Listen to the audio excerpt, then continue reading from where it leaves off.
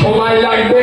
তারপর পর্দা মেজদা সেজদা ছোটদা পর্বু মেজবু আসার একটা সিরিয়াল আছে, কিন্তু যাওয়ার সময় বাপ আগে যাবে না মা আগে যাবে? আমার বাকি আগে যাবে না আই আগে যাবে?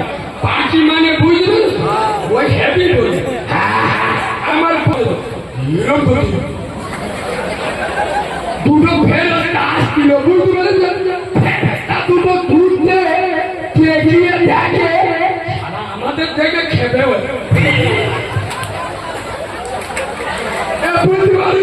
ফেরতটা দুধে দেখে বলতে যে আমাদের ওপর নিয়ে গেল ধর্মী ধুলো দেবে পেরিয়ে যা, ফেরতটা আসবে না পালাবে।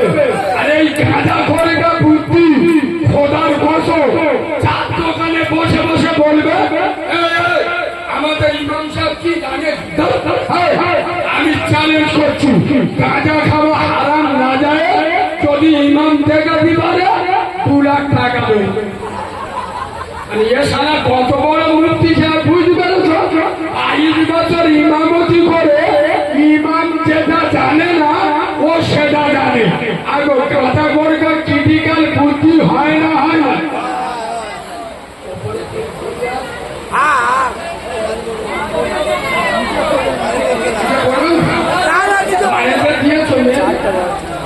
তোমরা ভিতরে চলে যাও মা, তোমাদের তিরপল দেওয়া হয়। আমার সোনা মা ভিতরে চলে যাও। ও সংসার আগবে না পিছবে? আমি মেয়েদের শুধু একটা কথা বলে যাব, খোদার কসম আম্মাজান ফাতেমার ফলো করে চলবে। কোন তিনি? এমন একজন মহিলা খোদার কসম যার মাথার চুল দুনিয়ার কোন মানুষ তো দূরের কথা আসমানের চাঁদ সূর্য কোনদিন দেখেনি। সুবহানাল্লাহ বলুন। আমাদের মায়েরা যদি আম্মাজান ফাতেমার ফলো করে চলে এরা জান্নাতে যাবে না জাহান্নামে যাবে? আর যদি কোয়েল মল্লিকের ফলো করে চলে আর বলবো এ বাবু কি গো বৃষ্টি হচ্ছে একটু বলবো না ছেড়ে দেবো? সবাই মিলে বলে নারী চাকরি। পিছনের লোকেরা যেন ভিজে মুরগি পানি হয়েছে যেন আমসা হাগা হচ্ছে, একটু ছেড়ে আওয়াজ দাও নারী চাইলে। এমন আওয়াজ দেখ এই পানি হচ্ছে, কিছু কিছু কাউরা বিরাট খুশি। হ্যাঁ না না ওদের জলসা হচ্ছে ঠিক হয়েছে পানি হয়ে। আরে হ্যাঁ না না, কিন্তু ওরা তো বোঝে না আমাদের জলসার কারণে বৃষ্টিটা হচ্ছে। সুবহানাল্লাহ বলো। এমন আওয়াজ দেখ ওদের যেন চোখ বুলু হয়ে যায়। নারী চাকরি নারী চাকরি নারী চাকরি। কথা বলছিস আর একটা কথা বলে হাদিসে চলে যাব। শোনে এই গাঁজা খোরদের বুদ্ধি অত্যাধিক হয় না হয় না? ছোট্ট একটা কথা বলবো বলবো বলবো সবাই বলতে পারছেন তো?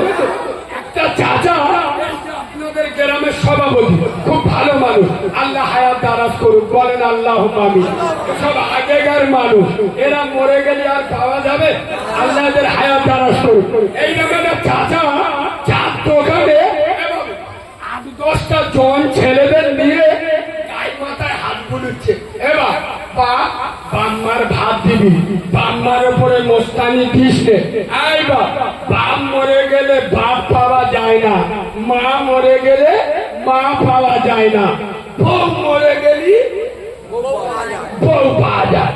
ওই 10-12 জনের ভিতরে একটা গাঁজাখোর মাল ছিল। বলতে দেবো চাচা চিটিংবাজি বলার জায়গা পাওনি এবং খুব গুরুত্ব দিয়ে শোনো। চাচার চোখ নীল হয়ে গেছে, বলে আজে বাজে কথা বলছো কেন? কেন? আমি বলছি শুনে নাও, বাপ মরে গেলি বাপ পাওয়া যায়, মা মরে গেলি মা পাওয়া যায়, কিন্তু বউ মরে গেলি বউ পাওয়া যায় না। চাচা বলে কি না? বলে শোনো, বলে গাঁজা করার উত্তরটা খালি শুনে নেয়। গাঁজা কর বলতে দে বাবা, এই তো কমাস আগে আমার বাপ মরে গেল, তুমি মুরব্বী লোক বাপের বয়সী, তুমি এসে আমার মাথায় হাত দিয়ে পড়লে এবার কাঁদিনি বাপ, সবার তো মরতে হবে, কেউ দুদিন আগে আর পড়ে। তোর বাপ মরে গেছে কি হয়, আমরা তো আসি তোর বাপের মতো। বাপ পেয়েছে না পাইনি?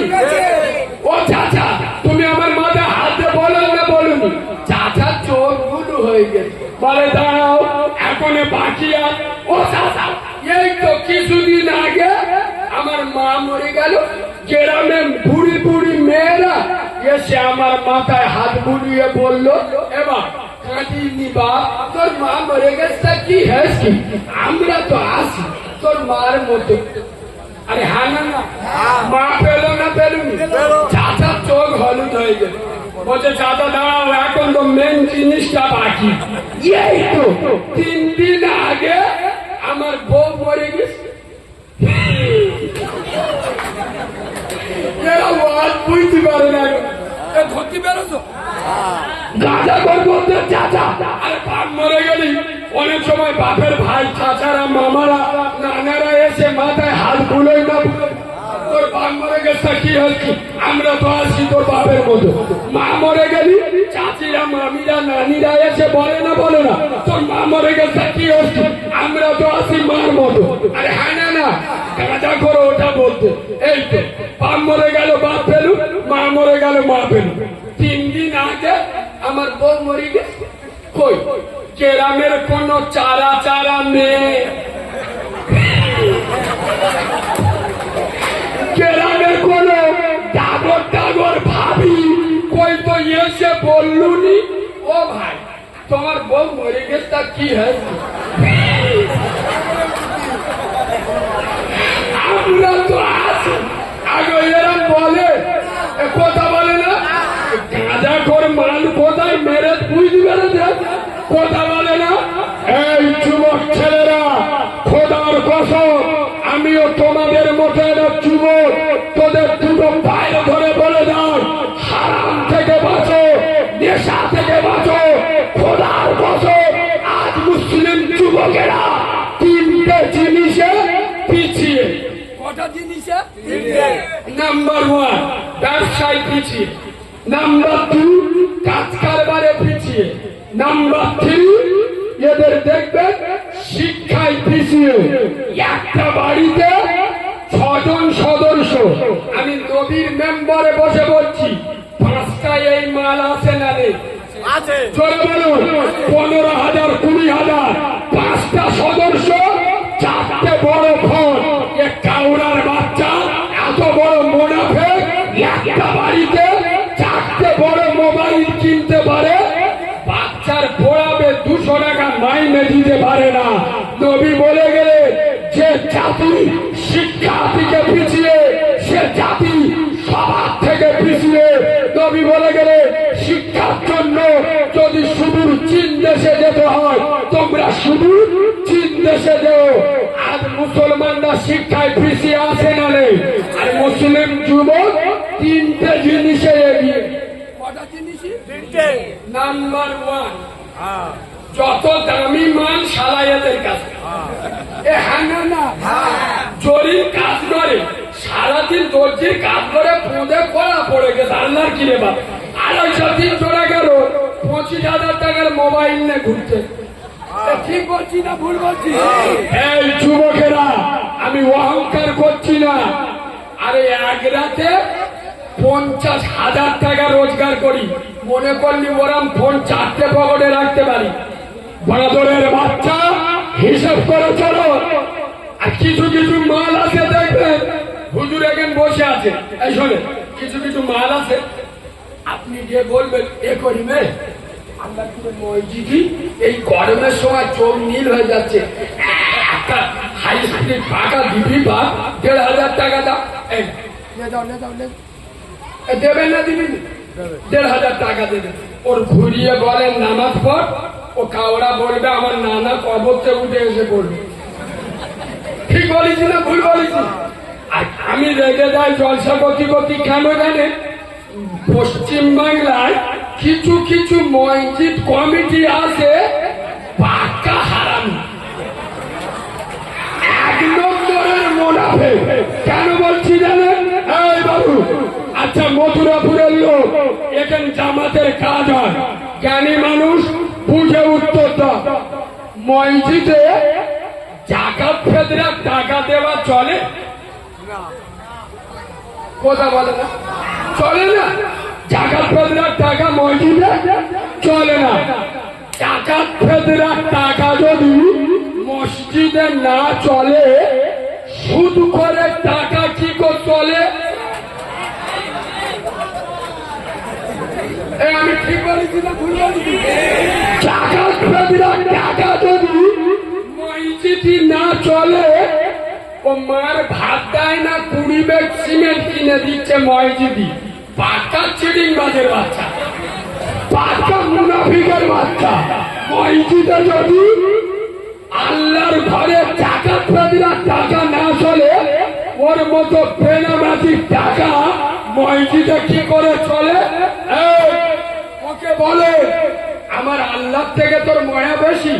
এই মাতোয়ালি বাদরের বাচ্চা, আল্লাহ থেকে তোর মায়া বেশি? আমার আল্লাহ ভিখারি না আল্লাহ ফকির? ওকে বলে মসজিদে ফাঁকা লাগানোর দরকার নেই। তোর মসজিদে টাকা দিতে হবে, তুই নামাজ পড়। আর কথা বুঝছো না? বুঝছো না? কিন্তু আমি একটা দারুণ মশলা তুলে ধরবো, আপনারা শিখে বাড়ি যাবেন, জ্ঞান হবে। আচ্ছা আপনারা বলুন তো দেখি, পৃথিবীর 1 নাম্বার দান কোনটা? সব থেকে বেশি সওয়াব মসজিদ, মাদ্রাসায় দেওয়া, এতিমের খাওয়ানো, অনাথের পাশে দাঁড়ানো, বিধবার মাথায় হাত দেওয়া, হজ করা, না জাকাত দেওয়া? আরে বলবেন তো? আপনারা কি বললেন? মসজিদ। আর কেউ কিছু বলবেন? এতিম। আর কেউ কিছু বলবেন? আর যে মানগুলো চুপ আছে এরা হলো নির্দল, মানে এরা পেটা সামাল না, পেট সামালো না। এরা মনে মনে করতে উল্টো পাল্টা জবাব দিয়ে এ যন্ত্র আলাদা, ভুল হলি কোথায় কি বলবে তা ঠিক নেই। ঠিক না? তুই একদিন ওয়াজ শুনে সবেন শিখেছে, কেউ বলে এতিম আর কেউ বলে মসজিদ। খোদার কসম, এখানে হুজুর বসে আছে, আমি নবীর মেম্বারে বসে বলছি, সারা পৃথিবী মসজিদে দান করা সাদকায়ে জারিয়া কিয়ামত পর্যন্ত কবরে সওয়াব রানিং থাকে। মাদ্রাসায় দান করা সাদকায়ে জারিয়া কিয়ামত পর্যন্ত কবরে সওয়াব রানিং থাকে।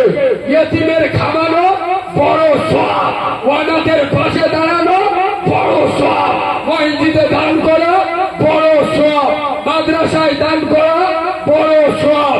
খোদার কসম, আমি বাচ্চা মাওলানা কারিমুল্লাহ জাহাদি নবীর মেম্বারে বসে বলে যাচ্ছি, মসজিদের থেকে, মাদ্রাসা থেকে, ইয়েতিমের খাওয়ানোর থেকে পৃথিবী 1 নাম্বার দান বাম্মার হাতে পয়সা দেওয়া।